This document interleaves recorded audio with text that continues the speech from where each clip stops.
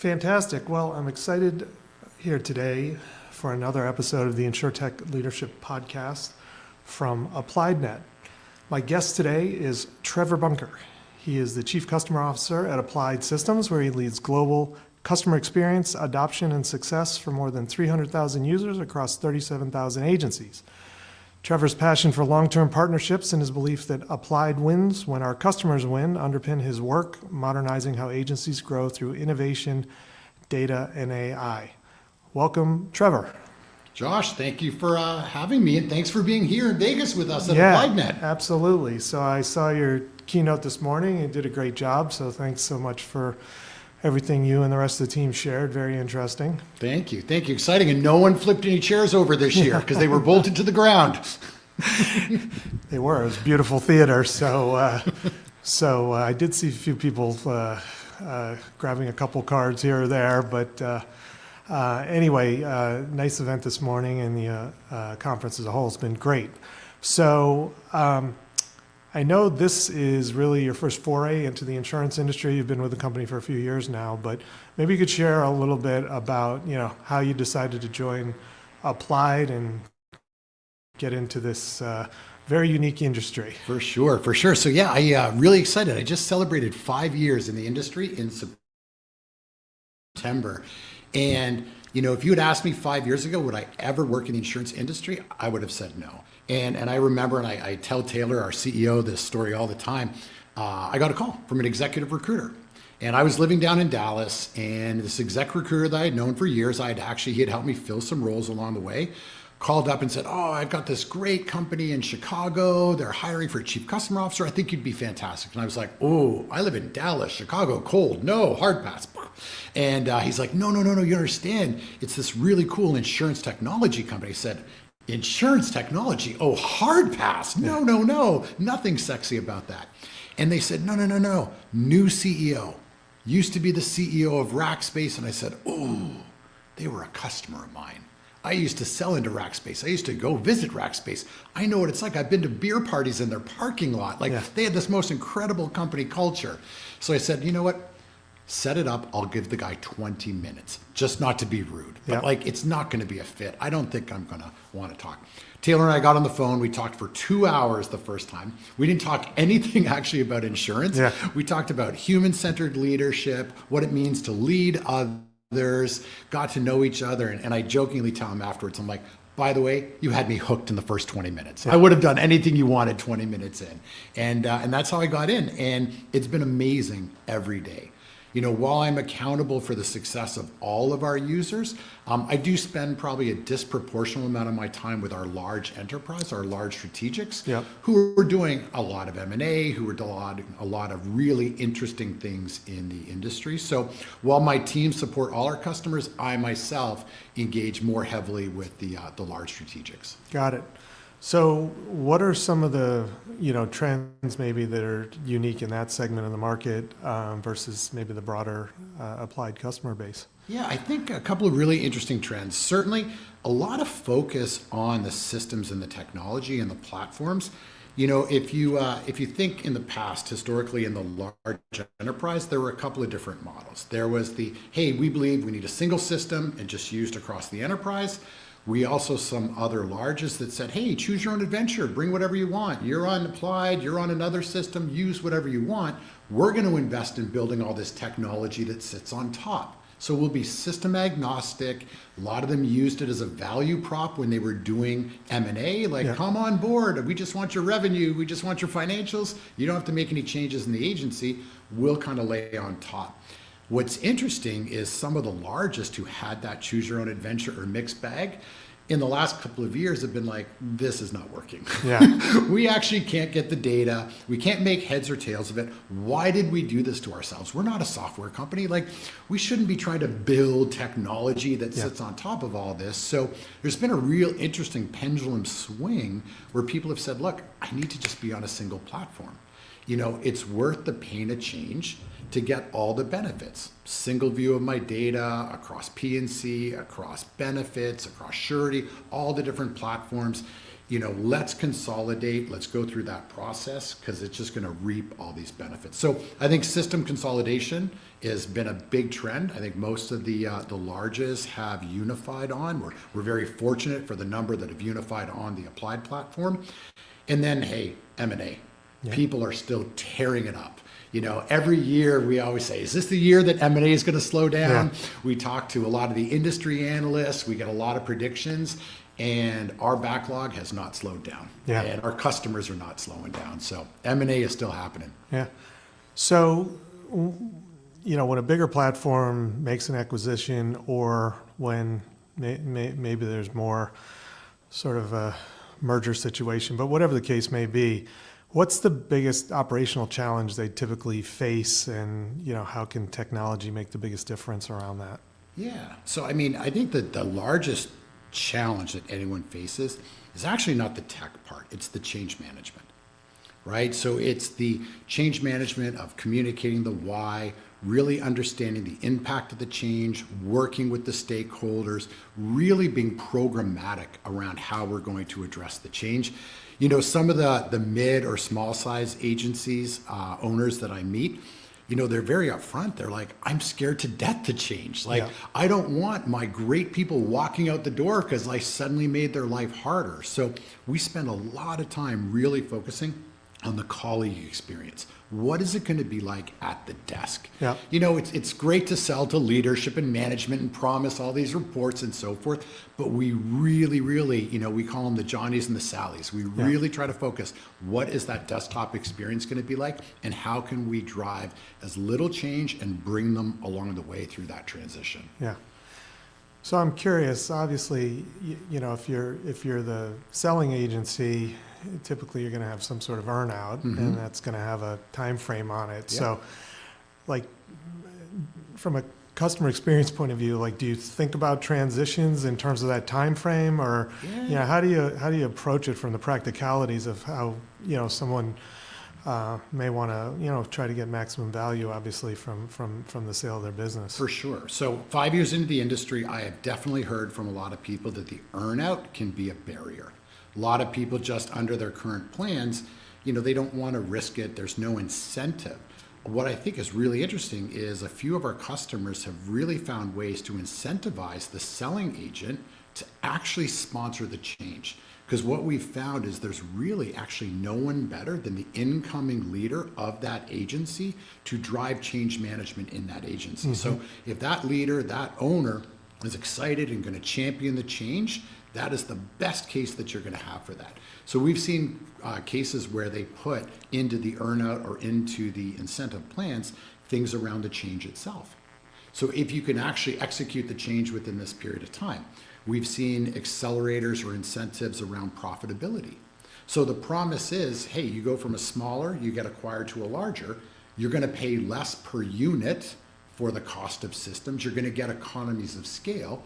That will bleed back to profitability or EBITDA for that incoming agency. Yeah. So there's actually incentive for the owner, like, hey, I can lower my operating cost by getting on board with their big platform, and I can lead that change, and who better to lead it than me with my people? Yeah. So Taylor mentioned today, just around M&A for the company itself, there are situations where you may want to partner, and there's situations where you may want to acquire from an applied point of view. But looking at it from the agency acquisition point of view, what is the balance between getting someone to move, completely over, or maybe they have some other things that they have invested in, and, having a hybrid solution? Are there ways also that you typically see are, more successful in sort of managing that, or reaching an end state that's best for everybody? For sure. And I think it varies agency to agency, what's really important to that agency. So we have some large customers who adamantly believe in a single unified operating model. It is the insert company name way, right? And that's going to be your SOP. You're going to get given it. From your chart of accounts to what your proposal looks like to how we measure revenue, like, you're going to get the playbook, we're going to instill it on you. We have others that say, hey, part of why we bought you was your uniqueness in this niche. You had some unique IP or intellectual property or value in this space. How do we preserve that? And if there's a systems implication, let's sit down and talk about it. Now, even in that scenario, there's a couple of non-negotiables, like finance and accounting. You need one unified way. But when it comes to things like lead generation, when it comes to even some of the local branding, one of the things, as I've learned more about the benefit side of the business, I never realized a lot of the agencies feel some of their most proprietary content is actually in their proposals and their advisory work. So that consultative, how we look at your business, how we build a proposal. So you're acquiring a high-performing agency. This is their uniqueness. How do you preserve that? So we're very open from a systems and technology. There's times where we are one nation, and there might be times when we're 50 states. And we want to make sure that we can provide the system and tooling to provide or to support both models. And a lot of that is based on openness, integration, and being able to connect a lot of different dots.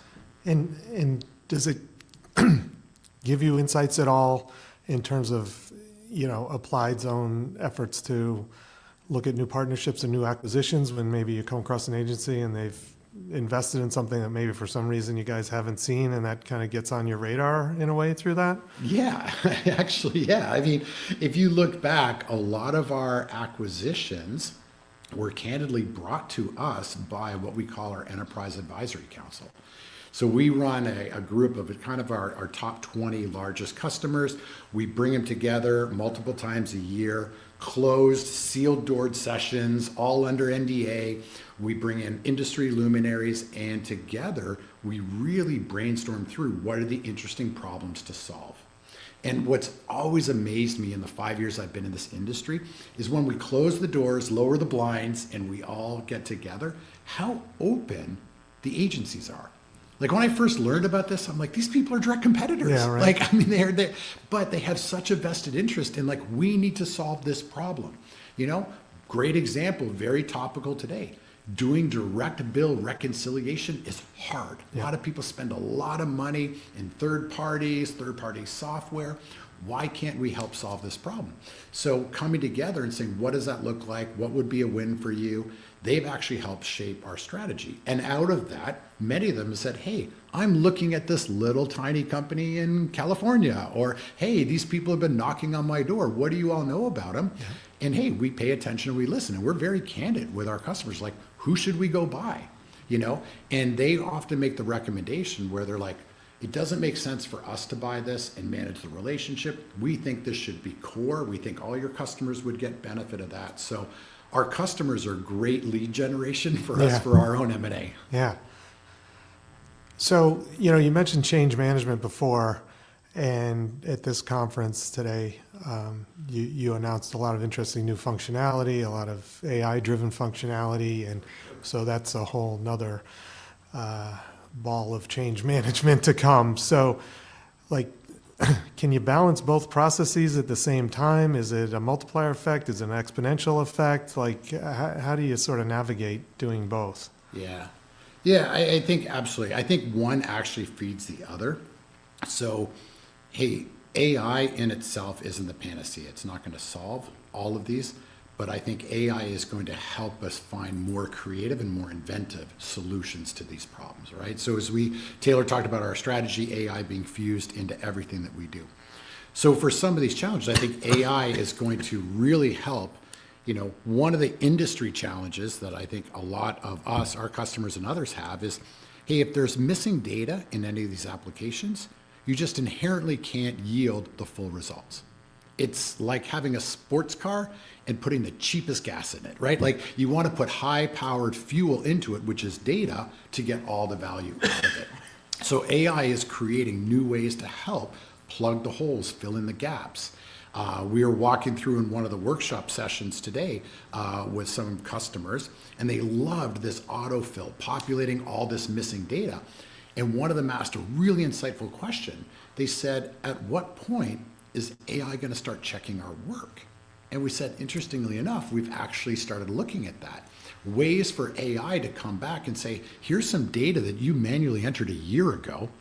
We've been carefully looking at that, we actually think there's a better answer, or there's a more current value, or there's a newer piece of information. So just a great example there of like keeping the data fresh, helping address data governance, compliance, and so forth. Just one very specific use case. The more and more that we tackle those use cases, the more leadership and mental capacity our customers have to work on change management and drive the strategic work in the business. And do you have any insights as these technologies come out, how it might impact sort of the agency M&A landscape or valuations or any of the approach? Yeah, I am not a valuation expert by any means, but I would have to imagine, based on everything I've heard, talking to a lot of the large PE firms and a lot of the people doing the work, something that is well optimized, that has a low operating cost, is very attractive.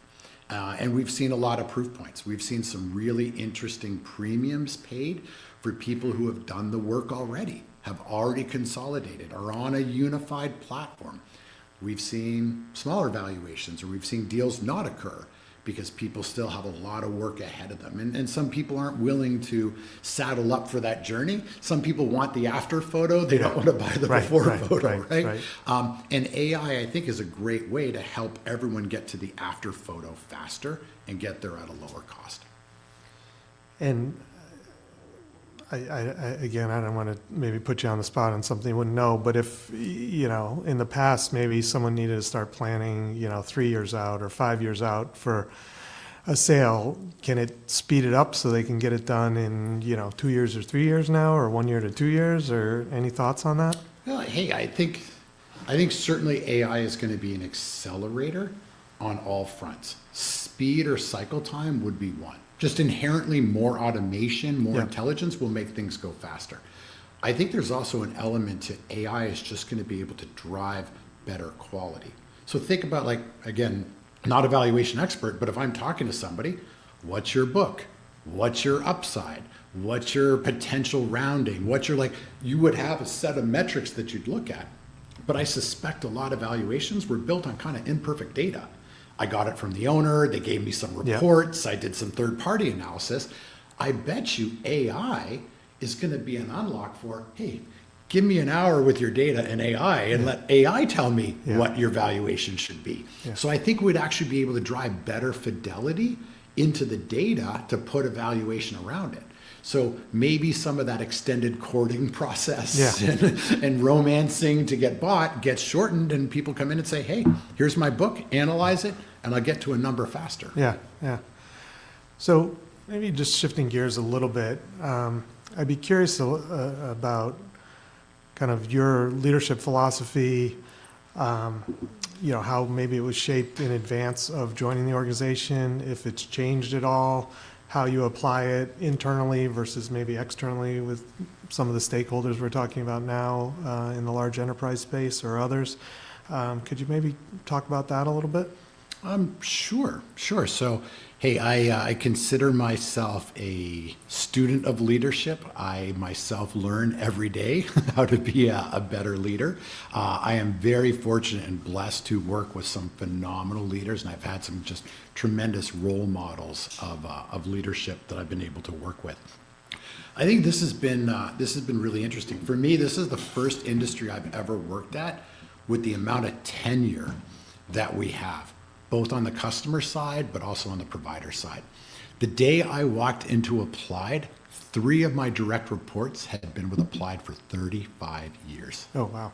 Yeah. Or sorry, more than 30 years. The highest was 35 years. Yeah. It was unbelievable. I first scratched my head. I said, have I been working for 30 years? Right. I don't even know if I've been working for 30 years. And I walked in, and it sent me into such a sense of humility. I'm like, this is your house. I am a guest in it. And and it really opened my eyes up both to the customer side and to Applied of what it would take to be a leader in a very, very tenured industry. So that was definitely a learning that I appreciated about coming into this business. Yeah. And so I think during the discussion today, you said that Applied wins when our customers win. Yeah. So how do you measure success against that, benchmark when customer outcomes drive so much of the strategy? Yeah. So, as I was trying to be very gracious on stage today and very humble, thanking our customers for the incredible, industry leading net promoter score. So I'm a big advocate and believer. When your customers take the time to recommend you, there's nothing more powerful. Think about it even in life when we do it. When somebody says, oh, hey, do you know a good plumber? And you think for a second, you're like, yeah, I know a plumber, but do I want to recommend this plumber? Do I want to put my brand and reputation on it if something goes wrong? So when your customers, adamantly recommend you to the industry, share the successes that you're doing, that's an incredible feeling that we are very proud of and we don't take lightly. We absolutely strive every day to retain and earn that recommendation that they do. And hey, and net promoter, NPS is just one indicator. Just even some of the softer ones, like the number of people consolidating on the platform. I met with the CEO of a kind of upper mid-size organization a few weeks ago who was very candid and just said, hey, what's going on? All these other people around me have consolidated on your platform. What am I missing? Yeah.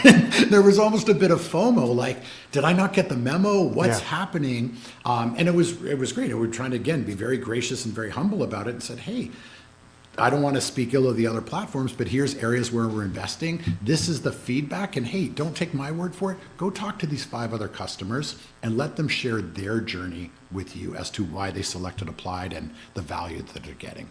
But we adamantly believe when our customers win, if we can make a material improvement on their business, we can help them both drive down their bottom line costs, but better yet, help drive up their top line revenue. That's when we know we're winning. And the closer we can get into the revenue cycle for our customers, the more we become an element of their business. And from a C-level leadership role, how do you, drive that messaging through your team and ensure everyone in your team is working in that, same direction to achieve those same goals for your customers? Again, I'll tell you, I was just so blessed coming into Applied. I did not have to ingrain customer centricity into Applied. It was already there through and through across the company. In fact, maybe even too much in some cases, right? I walked in 5 years ago and I inherited a bit of the customer asked. I'm like, whoa, slow down. Just because the customer asked doesn't mean it's the right thing to do. So didn't have to focus on the customer centricity. What I know I had to do over the last 5 years was really structure that, right? Kind of corral it and make sure that we brought the best of it to bear for customers. But never once did I have to try to teach Applied customer centricity. Yeah. We had that through and through. We had to really figure out how to scale it and make it successful for us and the customer. And I'm assuming that the people on your team who have been here for 30 years plus probably won't be for another 30, maybe. But, do you have any thoughts on sort of developing that next generation of leadership, whether it's within Applied or within, the broader agency world? Yeah, for sure. And hey, I think this is an industry challenge and opportunity. It's not unique to Applied or to our customers. We all share this. This is definitely the conversation that comes up at a lot of these seminars or sessions for our customers. We're committed to building that next generation of insurance leaders within the industry. We are very committed to making sure we continue to deliver the right tech for this industry. And I think there's real opportunity for us on both the provider, the carrier, and the agency side to invest in more programs. We support 2 university programs. It's not a degree program, it's a business degree, but we help sponsor an insurance track. Yep. Where we actually get them trained up, provide foundations of insurance. We give them free software to use in the university system so they come out of school. And all we're trying to do is open the door and open more people's eyes to a potential career in insurance, whether it be the agency side or the brokerage side. So I think there's a real opportunity for us as an industry to continue driving programs, creating opportunity, and driving awareness of the just incredible potential here. When you walk the expo floor, you see a lot of companies with AI agents, and you Yeah. see a lot of companies with virtual agents. How do you see that shaking out, and, how might that, I don't know if it layers back into the M&A conversation at all, but I'm just curious in terms of, how companies plan their talent strategy going forward. Yeah. So it's interesting. I had I won't name names, but Yeah. it was really interesting. I was the second meeting that this person had in the day, and they had met earlier in the day with a very well-known household name company that's doing AI, but very horizontally. Very horizontally, lot of different verticals, very much kind of more classic CRM. Yeah. And as we opened up the conversation, the person joked and said, "So, how many of my people are you going to lay off?" I said, "Excuse me?"